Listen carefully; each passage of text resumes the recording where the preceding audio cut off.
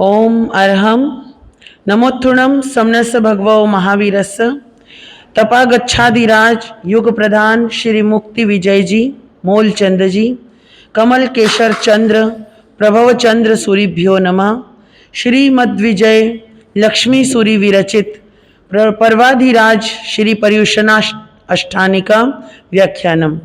त्रिभुवन जिन शिरताज को भाव से करूं प्रणाम, गुरुवर की आशीष ले करूं हिंदी व्याख्यान।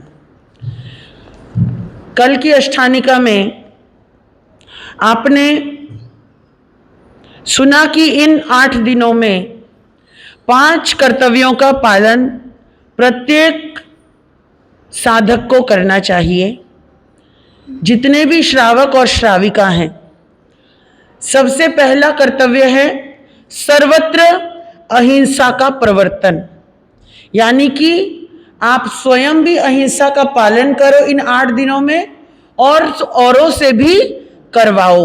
उसके लिए आपको कुछ भी करना पड़े, साम दाम दंड भेद कुछ भी यूज करना पड़े, ऊपर तक जाना पड़े, राजाओं तक जाना पड़े। पहले राजा होते थे, अभी क्या होते हैं?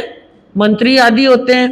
तो अपने अपने गांव में, अपने नगर में, अपने है ना, जो कोई भी ऐसे लोग हैं उन तक पहुंच बना करके इन 8 दिनों में कम से कम हिंसा हो, ऐसा प्रयास श्रावक और श्राविका को करना चाहिए।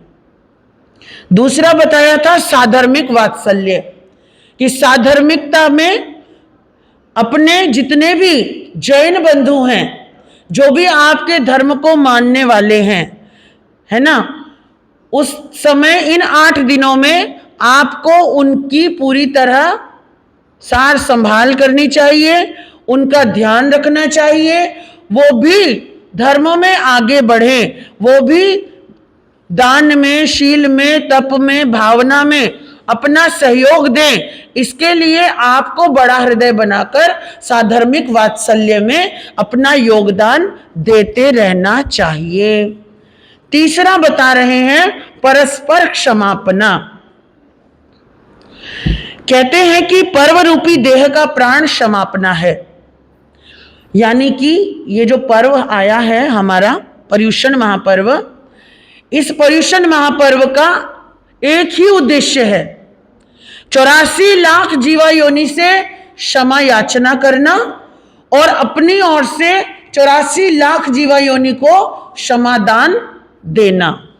तो बोलो, खामेमि सवे जीवा कामन्तु में मिति में सव भूयसु वैरम मध्यम न किरणाई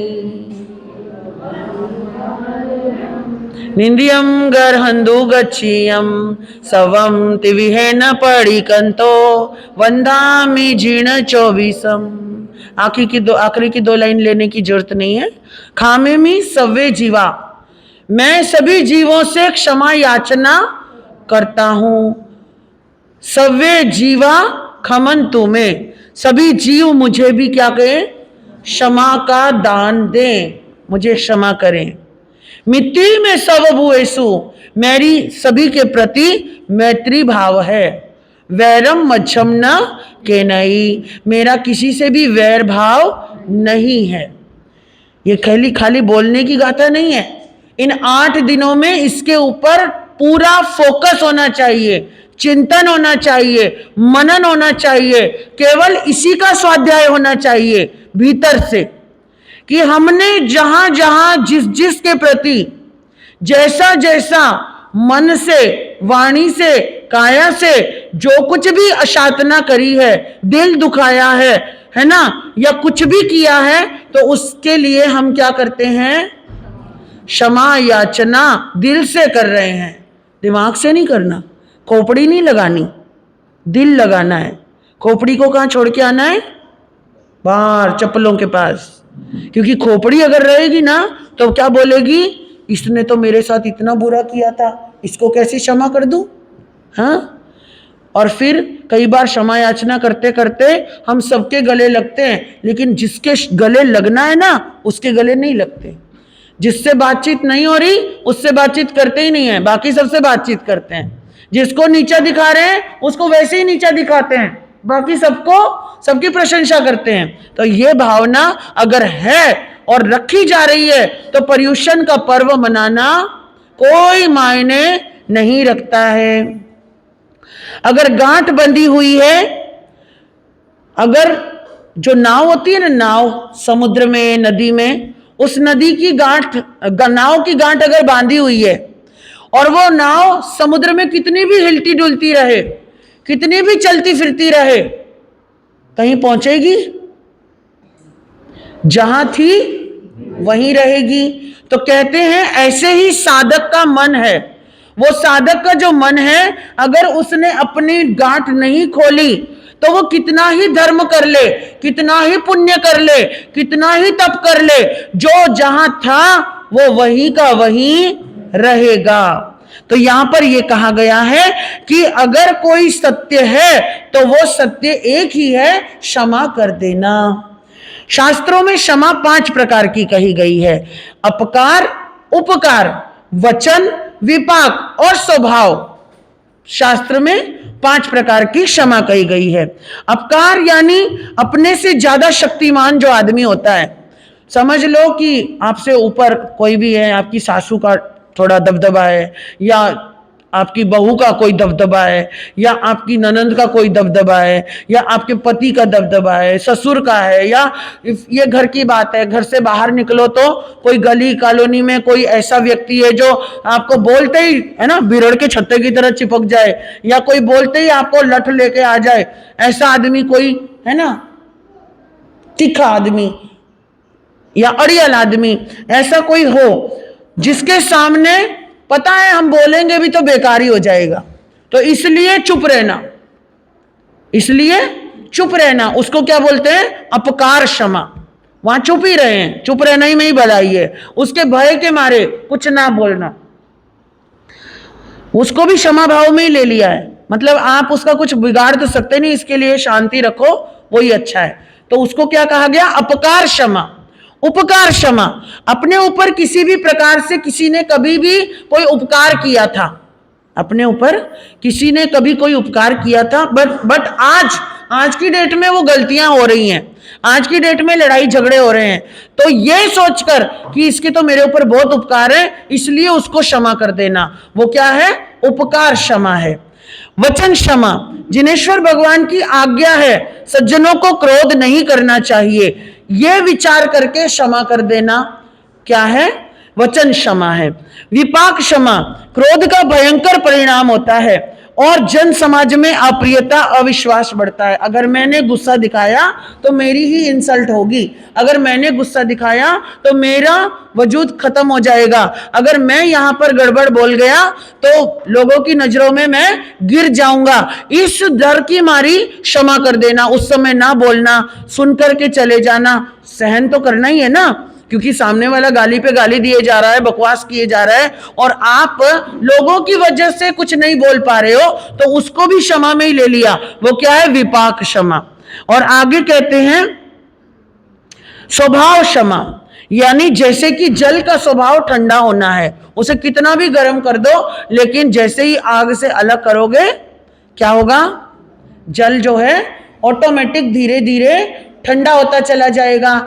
ऐसे ही कुछ लोगों के जीवन का अपना स्वभाव भी होता है कि थोड़ी देर गुस्सा आता है लेकिन बाद में वो धीरे धीरे बातों को भूल जाते हैं, क्षमा कर देते हैं, बातों को याद नहीं रखते हैं। तो वो क्या है? स्वाभाविक क्षमा, स्वभाव क्षमा।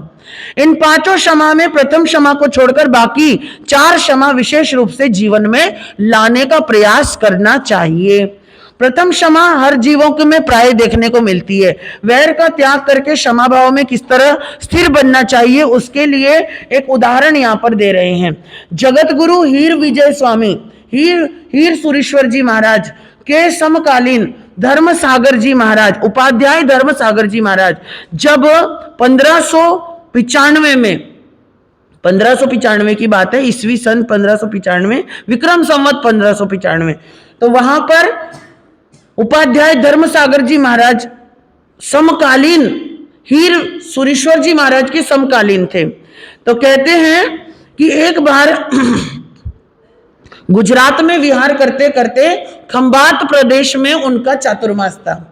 चातुर्मास में बहुत सारे श्रावक श्राविका आदि अनेक उपाध्याय प्रवर्ग के पास आते थे और दर्शन वंदन का लाभ लेते थे। तो एक दिन कुछ श्रावक मिलकर के आए और उन्होंने उपाध्याय श्री को बोला कि उपाध्याय श्री जी, यहाँ का जो हमारा राजा का जो पुराना मंत्री है कल्याणमल मंत्री है, और इन दिनों में राजा ने अपना एक नया मंत्री बनाया है, सहस्त्रमल जिसका नाम है। तो वो दोनों में आपस में बनती नहीं है। पुराना वाला सोचता है कि ये नए वाला जब से आया है तब से मेरी क्या हो गई है, मेरा महत्व कम हो गया है, मेरी रेपुटेशन कम हो गई है, मेरा वजूद कम हो गया है। उनको क्या होता है, उनसे आज की भाषा में जलन नहीं, इनसिक्योरिटी, आज की भाषा में, हाँ, जलन नहीं होती। तो वो, लेकिन इस वजह से वो आपस में तालमेल बिठा ही नहीं पा रहे हैं। मगर आपका उपदेश बहुत सुंदर है, आपके वचन बहुत अनमोल हैं, आपका व्यक्तित्व बहुत शानदार है। तो गुरुदेव आप एक कृपा करिए, उन दोनों को बुलाकर कुछ ऐसा समझाइए कि उन दोनों के बीच में से वैर निकल जाए। तो ये बात श्रावकों की सुनी तो पूज्य धर्मसागर जी ने कहा, भाग्यवानों बात ऐसी है, संसार का मामला है, सबको किसी ना किसी बात से किसी ना किसी को परेशानियां रहती हैं। साधु का क्या बीच में बोलना, किसी को क्या समझाना। हाँ, निरंतर उपदेश सुनने तो वो लोग आते ही रहते हैं, दोनों आते सुनते सुनते कभी ना कभी सद्बुद्धि तो आ ही जाएगी। मैं किसी के पचड़े में पड़ता नहीं हूं, मुझे नहीं पड़ना किसी के पचड़े में। मैं क्यों बेकार में आ बैल मुझे मार, मैं क्यों बीच में टांग अड़ाऊं अपनी, उनको जैसे रहना है रहने दो, मैं नहीं पड़ता बीच में। अब कहते हैं ये उपाध्याय श्री जी उन श्रावकों को बोल रहे थे, तो जो बड़े वाले मंत्री जी थे ना, कल्याणमल जी, वो एक कोने में बैठ करके सामायिक कर रहे थे। और पहले के जमाने में खिड़की दरवाजे ज्यादा स्थानकों में नहीं हुआ करते थे पहले, आज नहीं, 400-500 साल पहले की बात बता रहे हैं ये, बल्कि 400-500 नहीं, बहुत ही साल हो गए होंगे, 1500, हाँ 500 साल तो हो ही गए होंगे, क्योंकि अभी 2000 विक्रम संवत 1002, हाँ 1500, 1000 साल हो गए, है ना। तो कहते हैं कि परली तरफ, दीवार के परली तरफ कल्याणमल जी जो थे वो सामायिक कर रहे थे। उन्होंने जब उपाध्याय श्री की ये शब्द सुने, क्या सुने, मुझे क्या जरूरत है दोनों के बीच में टांग अड़ाने की, मैं नहीं बीच में पड़ता किसी के, जिनको अक्ल आनी होगी अपने आप आ जाएगी। तो इस बात को कल्याणमल जी ने अपनी प्रेस्टीज पे ले लिया कि महाराज ने ऐसा क्यों बोला। वो चाहते तो मेरी इज्जत बढ़ाने के लिए उसको गलत ठहरा सकते थे, सहस्त्रमल को, उन्होंने मेरे को समझा सकते थे, या लोगों को बोल सकते थे कि आएंगे तो हम बात कर लेंगे, लेकिन उन्होंने बोला कि मैं क्यों समझाऊं, उनको जैसी बुद्धि में रहना है रहने दो, एक ना एक दिन अक्ल आ ही जाएगी, अपने आप समझ जाएंगे। और उन्होंने इसको अपनी प्रेस्टीज पे ले लिया, यानी लोगों के सामने उन्होंने मेरा मान नहीं बढ़ाया। किसने, उपाध्याय धर्मसागर जी ने मान नहीं बढ़ाया। अब देखो, हाँ, आपको कितनी लगी रहती है हम आपका मान बढ़ाएं, है ना, होता है ऐसा, दिमागों की बात है अपनी अपनी। और कहते हैं कि उन्होंने आओ देखा न ताओ उठ करके चले गए, ना तो सामायिक पारी और ना ही उन्होंने गुरु को वंदन किया, ना जाते समय दर्शन किए, बाहर की बाहर से निकल के चले गए। और उन्हें जाता हुआ देखकर संत ने समझ लिया कि इन्होंने मेरी बात सुन ली है। बट संत थे, उपाध्याय थे, उन्होंने सोचा आ जाएंगे, 14 आएगी पक्षी का प्रतिक्रमण करने, अपने आप आ जाएंगे, लेकिन श्रावक जी नहीं आए। फिर पर्युषण आ गए, सोचा कि पर्युषण में तो आएंगे ही तब बात कर लूंगा, लेकिन वो श्रावक जी नहीं आए। फिर सोचा संवत्सरी पे तो आएंगे ही आएंगे, तो कहते हैं संवत्सरी का प्रतिक्रमण आया तो भी वो नहीं आए। अब जब नहीं आए तो उपाध्याय श्री ने कहा, अपने 2-3 शिष्यों को लिया, बल्कि उनका पूरा परिवार आया हुआ था, बेटियां, बहुएं, मतलब लड़के, सब कोई आए हुए थे, उनकी पत्नी भी आई हुई थी। सिर्फ कौन नहीं आया? कल्याणमल जी नहीं आए। अब गुरु ने देखा कि प्रतिक्रमण के लिए सब आए हैं मगर कल्याणमल जी नहीं आए हैं। आज ये, अगर आज के दिन भी वो नहीं आए तो फिर वो कभी नहीं आएंगे। और ऐसा सोचकर उपाध्याय श्री ने अपने 2 शिष्यों को उठाया और कहने लगे, चलो कल्याणमल को लेकर के आते हैं। और उनके घर पे पहुंच गए। अब घर पे पहुंचे तो कहते हैं उनके जो पुत्र थे, नहीं, पहले उन्होंने उनके बेटों को कहा, जाओ अपने पिताजी को लेकर के आओ। और बेटे गए, बाप को बहुत समझाया, मनाया, बहुत मनाया, गुरुदेव बुला रहे, चलो चलो, है ना, संघ समाज सारा बैठा है वहां पर, प्रतिक्रमण का समय है, पिताजी चलो। लेकिन पिताजी ने मना कर दिया, मैं नहीं आऊंगा, तुम्हें जाना है तो जाओ। बेटे आ गए, आंखों में आंसू हैं, गुरु के चरणों में वंदन किया, बोले कि वो तो नहीं आ रहे। तो गुरु ने कहा, मैं जाता हूं बुलाने, और गुरु खुद उठ करके गए। अब उठ करके गए तो श्रावक जी जो थे उन्होंने क्या किया, अंदर से कड़ी लगा ली, घर के अंदर कड़ी लगा ली। अब बच्चे चिल्ला रहे हैं जोर जोर से, पिताजी पिताजी, गुरुदेव आए हैं, गुरुदेव आए हैं, दरवाजा खोलो, दरवाजा खोलो। लेकिन वो नहीं खोल रहे। तो कहते हैं बेटा पीछे की सीढ़ी से ऊपर चढ़ के गया और खिड़की के अंदर से कूद करके अंदर गया और बहुत समझाया, बहुत मनाया, दरवाजा खोलने का प्रयास कर रहा है, लेकिन वो उन्होंने नहीं खोलने दिया। बोले मुझे जाना ही नहीं, मुझे उस साधु के दर्शन ही नहीं करने। और कहते हैं कि जब ऐसी बात थी तो उपाध्याय श्री ने बोला कि अगर वो बाहर नहीं आएगा तो मैं भी आज स्थानक में नहीं जाऊंगा। और ऐसा विचार देख करके दोनों बेटे पीछे के रास्ते से गए और पिताजी को जबरदस्ती दोनों ने पकड़ा और बाहर लेकर के आए। अब जैसे ही बाहर आए तो कहते हैं वो जो उपाध्याय थे उनके दर्शन करे, आंखों से आंखें मिली, और श्रावक ने आंखों से आंखें मिलाई तो आंखें नीचे हो गई, आंखें नीचे हो गई और आंखों में आंसू आ गए। आंखों में आंसू आए, उपाध्याय श्री ने कहा, भैया मिच्छामी दुक्कडम, मेरे कहने का भाव वो नहीं था। मेरे कहने का भाव था कि साधु को संसार की बातों में अड़ने की कोई आवश्यकता नहीं होती है। हम आपको कुछ कहेंगे, आप उनको कुछ कहोगे, वो फिर आपको कुछ कहेंगे, बात बिगड़ती चली जाएगी, शायद ना संभले, शायद मुझसे ही ना संभले। इसलिए इस भावना से मैंने बोल दिया था। अगर आपका दिल दुखी हुआ तो मैं क्षमा याचना करने आपके घर आया हूं, क्योंकि आज ये बहुत बड़ा दिन है संवत्सरी का, और मैं आपसे क्षमा याचना करे बिना प्रतिक्रमण कैसे कर सकता हूं। और जब गुरु ने क्षमा याचना करी, उपाध्याय श्री ने क्षमा याचना करी, तो कहते हैं श्रावक जी ने पांव पकड़ लिए, रोने लगे, और फिर वो उनको साथ लेकर के आए। संवत्सरी का प्रतिक्रमण हुआ और इस प्रकार से जो है उन्होंने प्रतिक्रमण के बाद मंत्री जी ने कहा कि ये मैं कंधे अपने जो कमर थी उसमें एक कटार रखा करते थे, कि ये कटार में रखता था हमेशा कि कभी कहीं पर वो मुझे मिल जाए ना मंत्री सहस्त्रमल, उसको अकेले में मार दूंगा। और इतना वैर था मेरे अंदर उसके नाम का, लेकिन आज मैं इस वैर को खत्म करता हूं, मैं ये कटार का त्याग करता हूं। और ऐसा यहां पर बताया गया कि संवत्सरी के प्रतिक्रमण पर हमें हमारे जीवन की सारी दुष्टताओं को दूर कर देना चाहिए। आगे बोल रहे हैं कि मृगावती और चंदन बालाजी का वर्णन आ रहा है, कि कहानी शायद आपने पहले भी सुनी होगी। आर्य चंदन बालाजी की सगी मौसी लगती थी मृगावती जी, संसार पक्ष में सगी मासी थी, लेकिन पहले चंदन बालाजी की दीक्षा हुई इसलिए वो गुरुनी पद पे आए, क्योंकि वो तो छोटी सी राजकुमारी थी 14 साल की जब उनकी दीक्षा हुई, है ना। और मासी जी तो शादीशुदा थी, उनके अपने बच्चे थे। तो कहते हैं कि मासी जी उनकी शिष्या बनी और अपने 36,000 साध्वियों के समुदाय के साथ ग्रामानुग्राम विचरण करते हुए विचरण करती थी। तो एक समय भगवान का समव शरण लगा हुआ था कौशाम्बी नगरी में।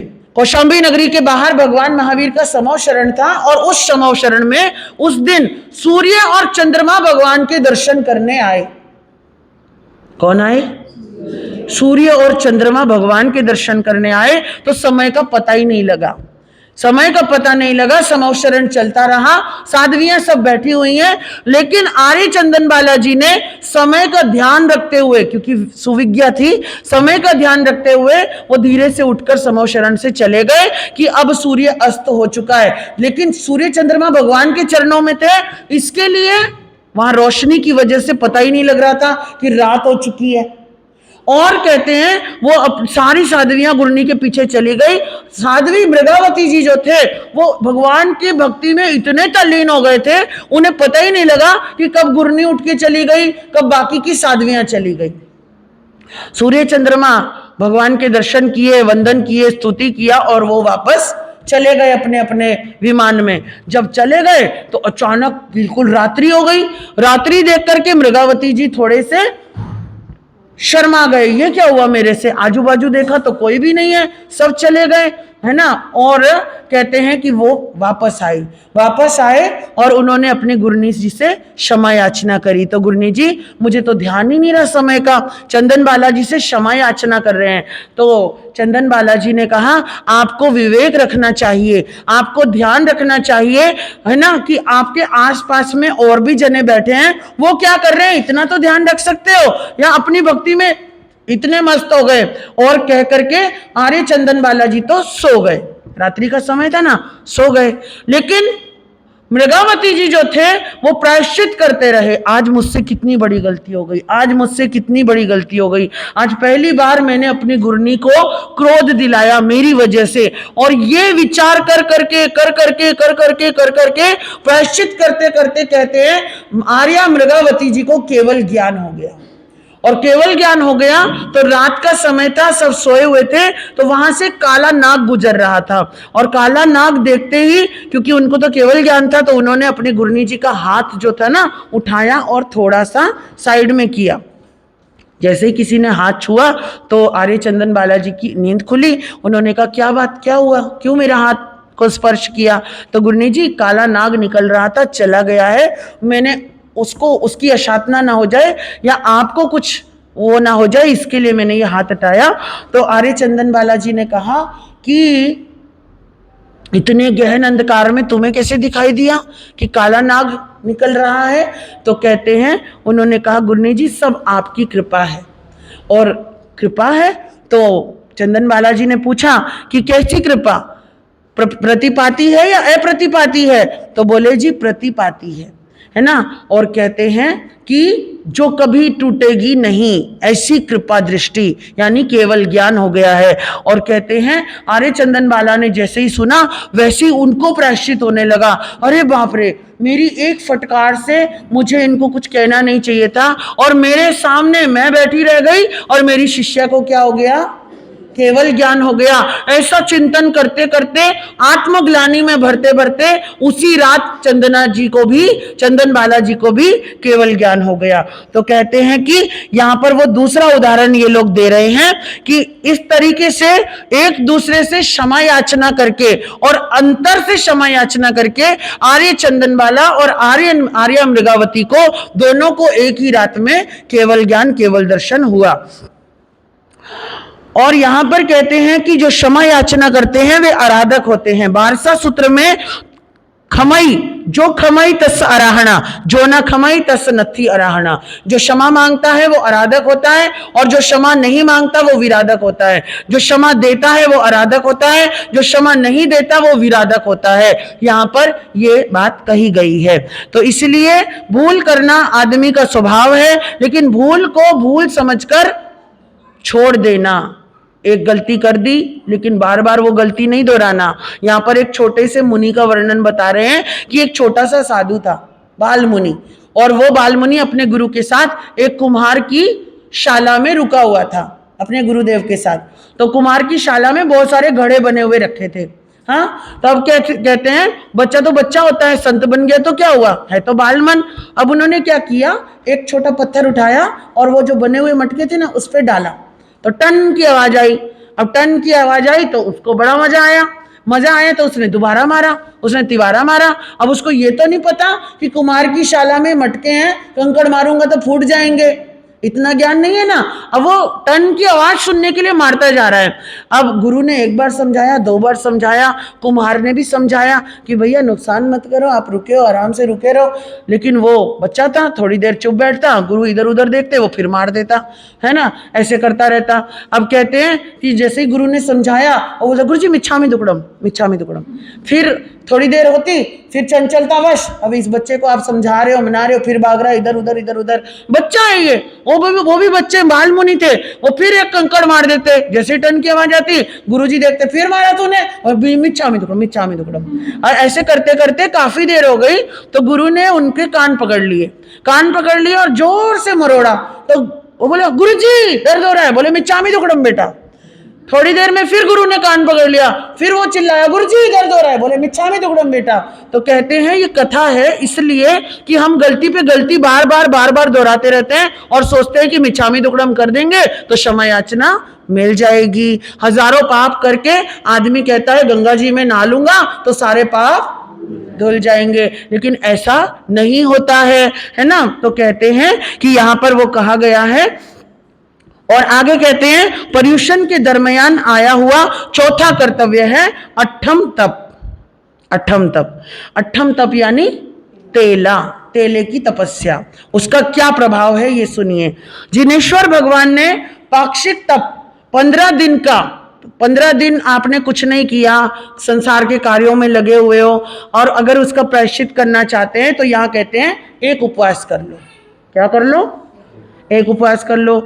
चातुर्मास में चातुर्मासिक तप अगर आपने बेला कर लिया तो 4 महीने के जो भी आपने किए हुए कर्म हैं 4 महीने का प्रायश्चित आ जाता है। और तेला कर लिया तो कहते हैं कि पूरे साल भर के जो है ना प्रायश्चित जो करना हो, पूरे साल भर में मन वचन काया से कोई भी पाप लगाया हो तो एक तेला कर लो, तो उस तेले से पूरे साल के जो है हमारे कर्म कट जाते हैं।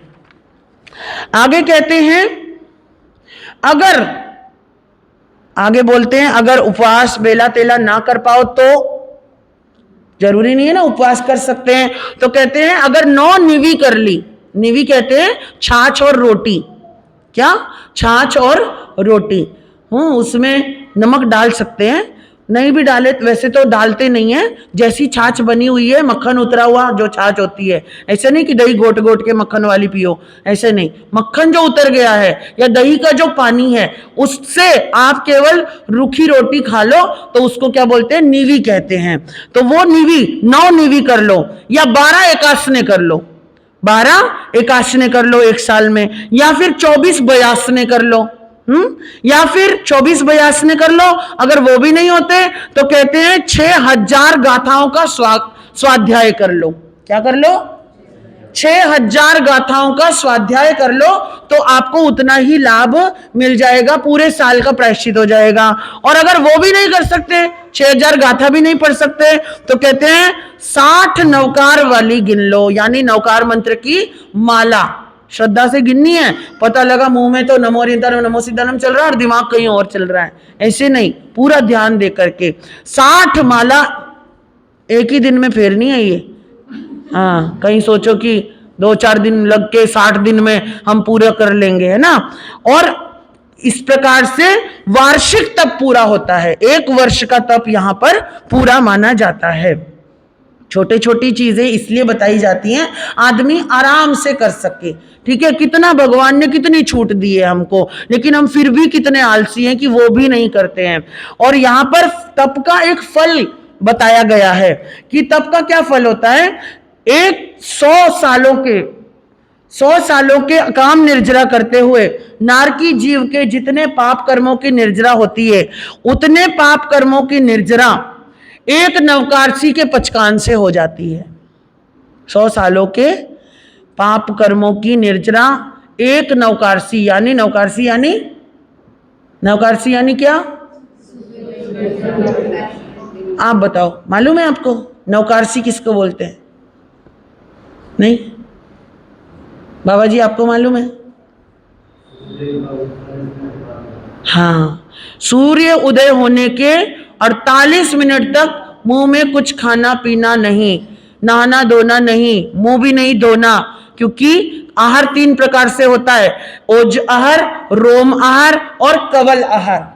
कवल आहार जो मुंह द्वारा जाता है, ओज आहार जो हवा द्वारा जाता है, और रोम आहार जो हमारे रोमों से जाता है, जैसे मालिश करना है, मर्दन करना है, ये भी एक तरीके का आहार है। तो तपस्या अगर कोई होती है, पचकान कोई अगर होता है, तो ये नहीं करना, ठीक है। तो अगर एक नवकाशी करनी है तो ये तीनों प्रकार का आहार नहीं करना है। ओज आहार तो होगा ही होगा, उसको आप रोक नहीं सकते, लेकिन कवल आहार में कहते हैं, कवल आहार, रोम आहार को आप बचा सकते हो। आगे कहते हैं कि इसी तरह पोरसी के पचकान से 1000 साल के, 1.5 पोरसी के पचकान से 10,000 साल के, पूरी मड यानी पूरी मड, हाँ पूरी मड यानी 2 पोरसी हो गई ना, पूरी मड 1.5 तो हो गई, 1.5 तो हो गई, हाँ 60 पोरसी है ना जो पूरी मड, 1 लाख वर्ष के, अचित जल के एकाशने से 10 लाख वर्ष के, एक एकाशना कर लिया और पानी का विवेक रख लिया, अचित पानी का प्रयोग करना है तो उससे 1 लाख वर्ष के, एक निवी करने से 1 करोड़ वर्ष के, एकल ठाना करने से 10 करोड़ वर्ष के, और एकल दत्त आइम्बिल करने से विशेष तपों से 10-10 गुना आगे करते जाओ, अट्ठम तप करने से 10 लाख करोड़ वर्ष प्रमाण पाप कर्मों का नाश हो जाता है, एक तेला करने मात्र से, ठीक है। तो कहते हैं यहां पर जो है ये बताया गया है कि आज से 80-24 पहले एक राजा थे, और राजा थे और उनकी एक बेटी थी, और बेटी थी कि वो बेटी ऐसी थी कि धीरे धीरे बड़ी हुई राजकुमारी, तो उसकी शादी हुई। जिस दिन शादी हो रही थी, पानी ग्रहण समारोह हो रहा था, उसी दिन मंडप में ही उसके पति का देहांत हो गया। तो कहते हैं कि उसने दोबारा शादी नहीं करी, वो साध्वी बन गई, और साध्वी बनने के बाद उनका नाम रखा गया लक्ष्मणा। लक्ष्मणा जो थी, किसी दिन जो है वो अपना विचरण कर रहे थे, एक बागीचे में बैठे थे, स्वाध्याय कर रहे थे, तो उन्होंने एक चिड़िया का जोड़ा देखा, चिड़िया का जोड़ा जो प्यार कर रहा था आपस में। तो कहते हैं कि साध्वी ने देखा और मन में एक विचार आया कि भगवान ने अच्छा होता कि साधु जीवन में किसी को चाहने की अनुमति दे दी होती। तो ऐसा भगवान खुद तो वितरागी थे, उनको राग द्वेष कुछ था नहीं, निर्मोही थे, लेकिन हम तो छदमस्त हैं, हमें तो पूरा ज्ञान है नहीं, तो हमारे लिए तो थोड़ी सी छूट दे देते, किसी को प्यार करने की, किसी को चाहने की, किसी के साथ रहने की। तो कहते हैं ऐसा विचार आया, थोड़ी देर के लिए ही आया, लेकिन बाद में ऑटोमेटिक खुद का ही उन्होंने आलोचना करी कि मुझे ऐसा विचार नहीं करना चाहिए था, मुझे भगवान के प्रति ऐसा भाव नहीं लाना चाहिए था। और कहते हैं कि अब उन्होंने विचार किया कि मैं ना गुरनी जी से इसका प्रायश्चित लूंगी, कि मेरे मन में ऐसा विचार आया। जैसे गुरनी जी तक पहुंचे तो उनके मन में एक विचार आया कि गुरनी जी को क्या बोलूं मैं, गुरनी जी को ये बोलूं मेरे मन में ये विचार आया है, तो गुरनी जी क्या सोचेंगे कि ये ऐसी बातें भी सोचती है। ऐसा विचार करके उन्होंने कहा गुरनी जी से कि गुरनी जी, अगर किसी के मन में ऐसा विचार आए, अपना नाम नहीं लिया, अगर किसी के मन में ऐसा विचार आए तो उसको क्या प्रायश्चित लेना चाहिए। तो गुरनी जी ने कहा कि भैया गुरु के समक्ष पापों का निरूपण करो और त्याग तपस्या करो। ऐसा विचार आया, अपनी आत्मा को शुद्ध करो तपस्या के द्वारा।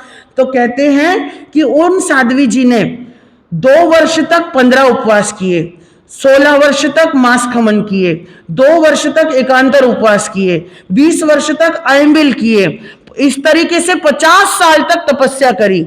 गुरनी ने कहा ना कि अगर ऐसा किसी को विचार आता है तो तपस्या के द्वारा उसका प्रायश्चित किया जा सकता है। 50 साल तक घोर तपस्या करी, लेकिन कहते हैं कि उन्होंने अपनी गुरनी के सामने ये नहीं बताया था कि वो विचार मेरे दिल में आया है, तो माया रूपी शल्य उनके अंदर रह गया।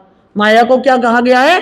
कांटा कहा गया है। इतना छोटू सा कपट किया तो कहते हैं कि उनके वो 50 साल की तपस्या का भी उन पर कोई, उनकी आत्मा पर कोई प्रभाव नहीं पड़ा। तो माया इतनी बुरी है, माया नहीं करनी। एक माया त्याग दो तो यानी कि आपकी तपस्या करो ना करो, माया अगर त्याग दी, क्रोध मान माया और लोभ अगर त्याग दिए तो आप ऑटोमेटिक तपस्वी बन जाओगे, यहां पर यह कहा गया है।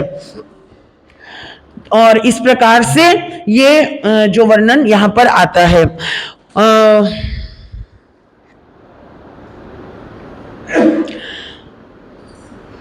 आगे बता रहे हैं कि शल्यता पूर्वक यानी माया पूर्वक अगर आप हजारों वर्ष तक का भी पराक्रम करते रहोगे, घोर तप करते रहोगे, तो वो निष्फल जाने वाला है, उसका फल नहीं मिलने वाला है। आपको पुण्य मिलेगा लेकिन आत्म कल्याण नहीं कर पाओगे। तो यहां पर ये बताया गया है।